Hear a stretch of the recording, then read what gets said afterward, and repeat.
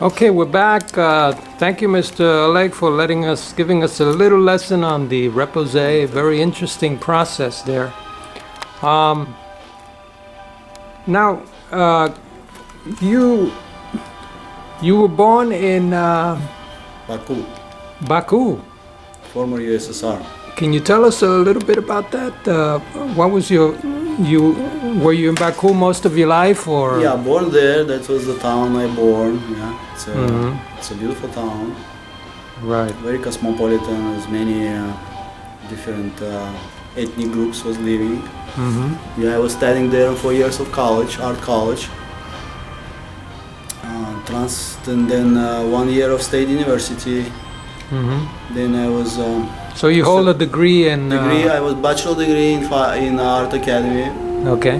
Fine art academy, bachelor degree in fine art from Baku. Okay. Azerbaijan, USSR. Then 1 year in the state academy, the same city, Baku. Yeah. Then moved to Armenia, continued my education there. Yeah. 3 years. Do you find it difficult, Mr. Oleg, that for artists today to basically exist in the culture, which is our culture, which is basically a Western market-driven, society? Is it difficult for artists as serious as you are to basically unless you belong to a guild or something? Always been difficult. Always. It was always in a time. They're away from the time, so they kind of form their own time. Okay. Okay, for their creative force to survive. Right. So, well, it's probably the way they supposed. It's the nature of the nature of art, yeah. Yeah. So there's no comfortable time. Well, I mean, there's some artists, giants like Salvador Dali, the 20th century, Picasso, Matisse. So they have kind of comfortable life. But even though it was hard, but they get to the point that it becomes famous. They could make money, they could express themselves. But it's not always. It happens. So right. It's very real. It's always been a struggle for the artist. It's always struggle, but this is the nature of art, so you can't run from it. Right. You have just to believe in what you do. So then, after your formal training, did you teach at the university, or did you go into the military? Or I was serving in the army for 2 years. Oh, okay. And then I came back, and we have to move to Armenia in 1989. 1989. I was transferring from Azerbaijan to Armenia to continue my education. Okay. Yeah, I was there for 3 years, getting my master's degree and developing my skills. And then from there, did you emigrated to United States? To the United States. 1991, after broke of USSR. Yeah. We came as refugees. Yeah. Did you decide to? Did you have a choice, like to migrate to Europe, some European country, or what made you decide to come to? United States opened gate for us, so it was more convenient. We were first. Yeah, we applied in embassy. Yeah. In Moscow for political assignment, but refugee status that at that time was given to us. Yeah. And then we came. Okay. So did you, when you got here, did you immediately come to California and? First came to New York for 3 days. Okay. First time to try my Kentucky Fried Chicken. Oh, you enjoyed the Kentucky Fried, huh? You never had Kentucky Fried over there? Banana was very tough to get there. Okay. Probably now there are lots of bananas. Okay. Yeah. And then 3 days there, then we came to San Francisco. Okay. And you started a studio there, as you said earlier? No, it was no time because I did not speak English, so we have to go through lots of stuff to adaptation, and it was a shock first. Right. It was different expectation, Yeah. But gradually we all have the surviving skills, probably all humans, and then we gradually was digging our road to Yeah. the destination. You know, Mr. Oleg, something else that I read slightly in your bio, you also did tennis, didn't it? Professional, was a champion of Azerbaijan when I was 12. Oh, that's interesting. Was in a Burevestnik club when my coach was Oleg Spiridonov. Okay. Very great coach, I think one of the best coaches in the world, Wow. Was professional, competing and traveling for tournaments and So besides Azerbaijan. So besides art, you also USSR. did the sports of... Two parallel, I had two parallels, art and sport, too. But the tennis was not so popular at that time, but it's a beautiful sport. Now my son Jonathan is, I'm training him. And did you go to... how far did you go in tennis in terms of, did you have any competitions? That's why I said it was a national rank. National rank. So it's at 12, it's pretty much good to be number one in the country. Did you, what made you, because you did choose art, did you, if you had a choice of choosing between, you know, those two loves, which is not a fair question. Two again. Huh? Two of them. The two of them. Okay. Keep me balanced. Art allows me to fly all the way in high altitude. So and tennis keep me on the ground, very well rooted. Yeah. Very good, very good. So, what are your future projects and plans for this studios here at 823 West El Camino near Castro Street, downtown Mountain View? Well, we started to unroll, so we have meetups programs, we have workshops coming. Okay. So the coming Friday will be a meetups for portrait drawing, so everybody come, welcome, hurry up. It will be very interesting with the live music. Like last time we had violin guy was playing, right? Oh yeah. This time Friday probably cello from Russia gonna be giving us opportunity to listen. So in addition to painting, sculpting, ceramics, you also have music, which is... Music classes, piano, vocal by Lucina Kazachenko. That's wonderful, she was performing in St. Petersburg. Yeah. And people probably familiar with Rostropovich, she was singing in his orchestra. Now we have opportunity to have her on Sundays. Cool. So she's giving vocal classes. That's so wonderful. You can stop by and check her out too. It's wonderful when you mix the different, arts, visual, musical, all dance, elements, and all elements of creativity on the highest its level.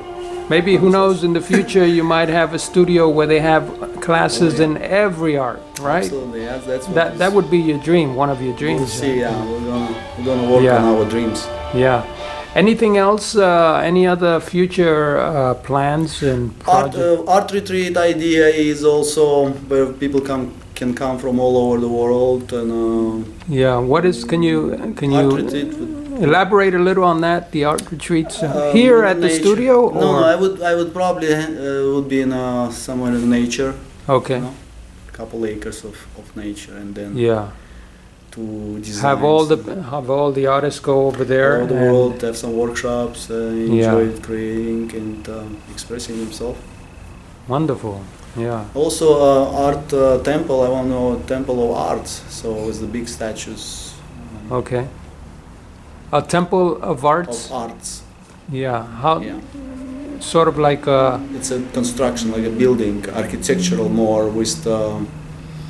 With art. Projects which is involve probably big sculptures, fountains, water, fire elements. That sounds wonderful. I have a couple designs, so I see if we can be able to. Did you ever have an idea of teaching teaching art in the colleges around the area? Like there's Stanford, there's the local community colleges here, San Jose. Well, there's I will the Anza College, Mission College. Yeah, I submitted for the Anza College for education, community education of the Anza, and also for extended education. I think it's called extended education of Yeah. Stanford, Yeah. right here in Palo Alto. Yeah. Giving some classes too. We'll see what's happening. Yeah. What do you think, Mr. Oleg, about the arts education in United States.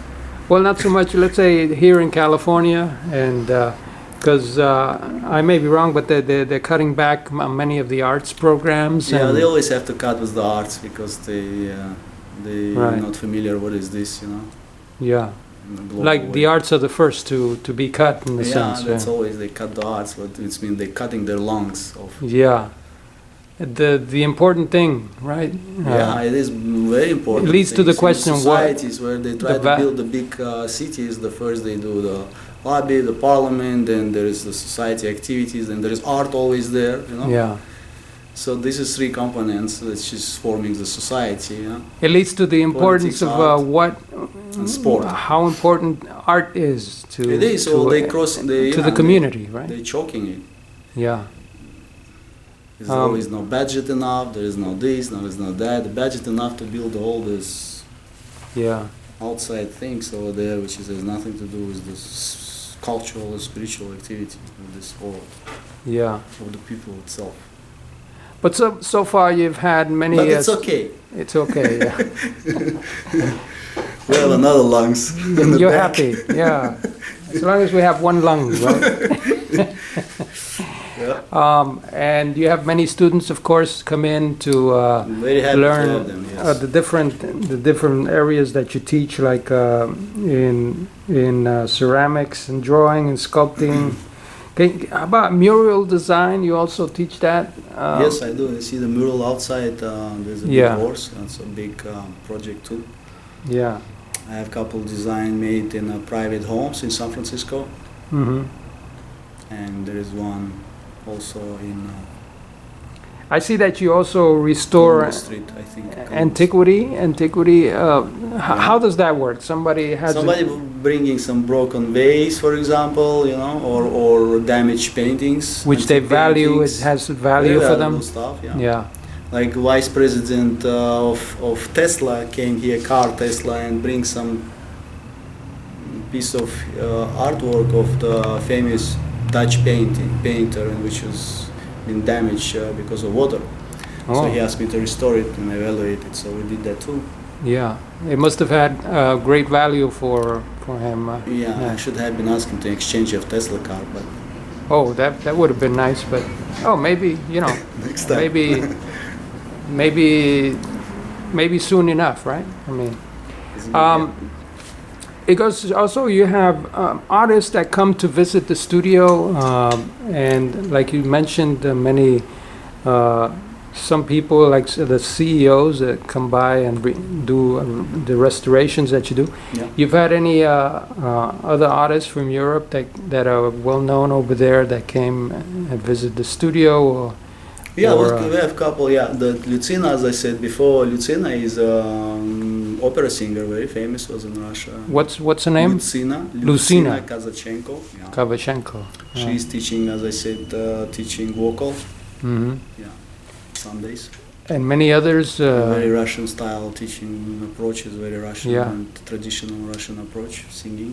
Yeah, it's an interesting. Very effective. Yeah, it's an interesting question. Like the education of the artist in Europe and the Far East and all the countries in Russia and Armenia and all these countries.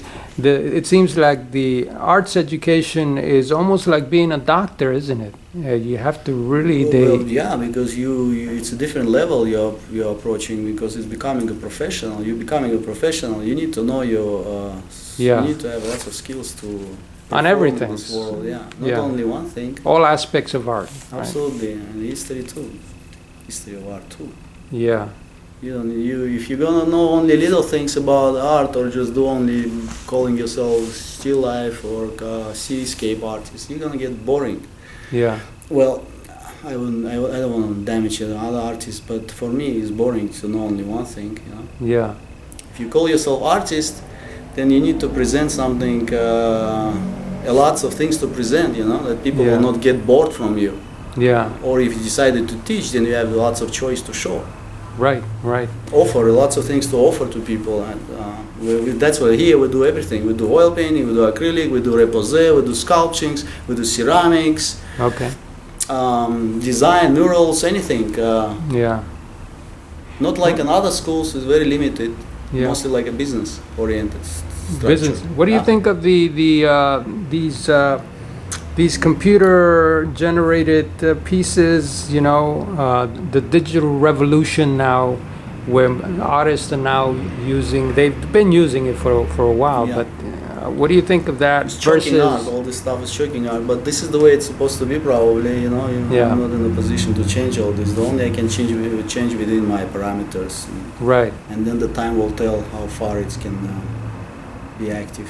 There's nothing like actually being there and working with your hands, right? And working with that pencil. Now you put your hands is just to push in the buttons. You don't Yeah. transmit the energy through your sources, through the channeling, through The pores. connection of the nature, and those stuff doesn't exist anymore. There is of course there's exist, but not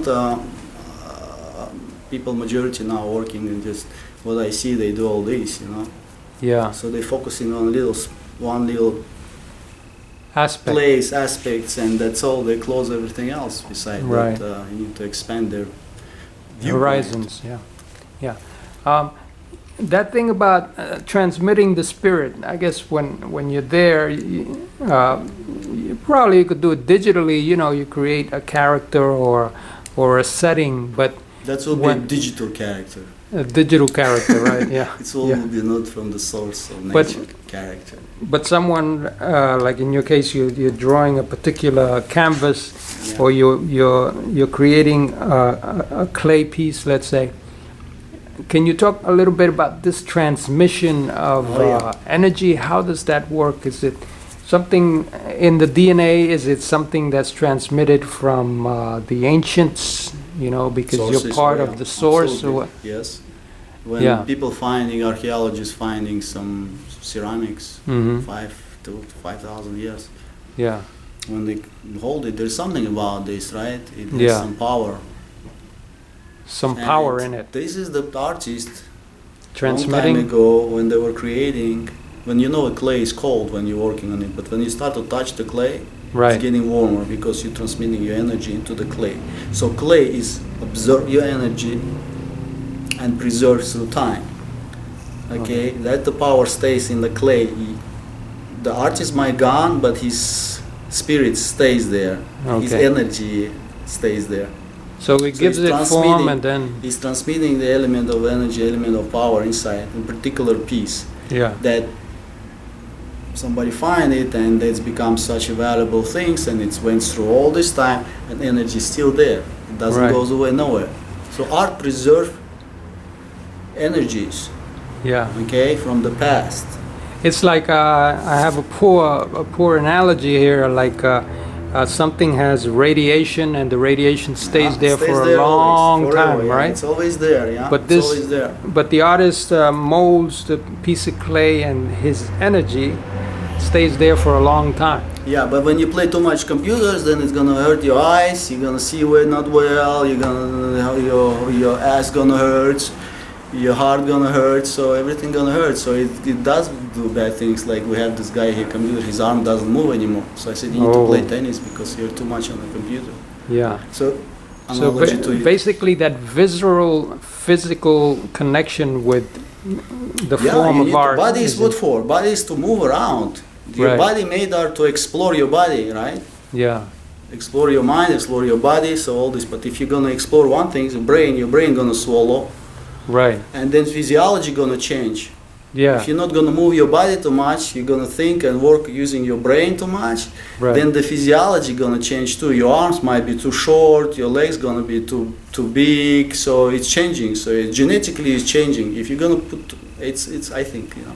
It's nothing to say against the computer age No, or the nothing to information say technology, but I see your point that people sit there influencing for all this- hours and hours, and Yeah, over yeah. the generations, Yeah. over, let's say, if you It's gonna you be changing stretch it genetically. Yeah. in a scale of 1,000 years, and people Less have been than that. sitting there, Yeah. then their heads are going to be big, but Bigger their heads, bodies. yeah, small bodies, yeah, absolutely. That's the way it's gonna be. But the artist who uses that visceral connection, has that visceral connection to the art. They always will be his whole strong physically. Ah, Will be always strong. always strong, Yeah. and yeah. I'm fascinated by that transmittal of energy that Yeah, the artist. transmission is interesting. You sort of like can see that in let's say a painting of Rembrandt or something. That's what the guy transmitting all his presence and the time of that time to his piece of just painting. Yeah. So when you look at the exhibition on Rembrandt, Yeah. you communicating with the life force there.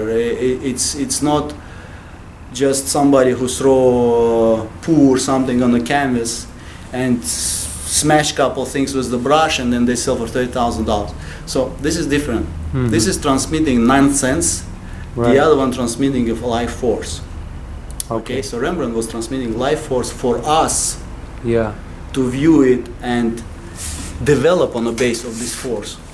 Okay, So you're saying that to give us a life, you know, yeah. to exist. Right. When you see a painting by Rembrandt, as opposed to someone who somebody, just smeared stuff on the But canvas. there is many like this, right? You know which one I'm talking about. Yeah. You get what do you get when you look at a piece, even though let's say You somebody get a healing power. You heal your soul, which really would damage in a modern time for this or that occasions. You know? yeah. So It's, there's art has a healing power. okay. I've heard Art that has a phrase force, before. yeah, That art it has has a a force healing to- power. To force to heal, Mhm. to kill too, but rarely art is for the good purpose. No? Yeah. When you say to kill too, what do Because you? there's a dark art too. You can see people showing darkness, you know, through Okay. art. But this is the good stuff to showing darkness. That when you show, we're saying when we show the darkness, it doesn't have. Yeah. It's harmless, you know. If you're gonna keep it, not to show it, then it's my activate. Sort of like the surrealist who showed the dark side Yeah, there's lots of of artists life, who was Salvador bringing Dali or something. Well, yeah. Well, Salvador Dali is whatever he does is incredible. You know, Salvador Dali, Picasso, those are great guys of modern time, 20th century. Yeah. Matisse, they all express themselves the way they want, Yeah. and after that there is lots of artists, other artists influenced by them. Hmm. So they create all this big map for artists, you know. Yeah. There's a long history there. The long history. They're long creator. connection. They're creators, real Yeah. powerful elite giants, and I read an article about the. You're probably familiar with it. The archaeologist or they discovered the wall paintings in Spain and France Yeah. of the ancient, very ancient first. Tribes from that time, and they painted these animal figures on the walls. Are you familiar a little bit with that? yeah, Luxtex it's called in France. Yeah, cave painting. Yeah, it's very powerful. It's huge. Yeah. So and there's no light at that time. So I'm thinking they was using fire to Yeah. create it, and also they saw it too. Yeah. They saw inside themselves, so most of the time they don't need light. Sometimes when I work in the darkness, I don't need light, so I can Yeah. see light. I was thinking And of what paint you were light. saying, transmittal of that spirit Yeah. and that energy. You Yeah, can well, almost depends. sense It's a it. trance. It's trance. You go. It's a different level. You go in order Yeah. to reach there. To reach that you don't need light, electrical to paint. Mhm. Yeah. So you can paint in the darkness, and then Yeah. you will see. It will be visible what you paint. Yeah, it's wonderful. What do you experience? Let's say you're working on a piece and you're by yourself and you're drawing. Let's say one thing I notice about some of your art, Mr. Oleg, is that the lines are almost like hair thin. How did you learn that? I haven't seen it in other pieces.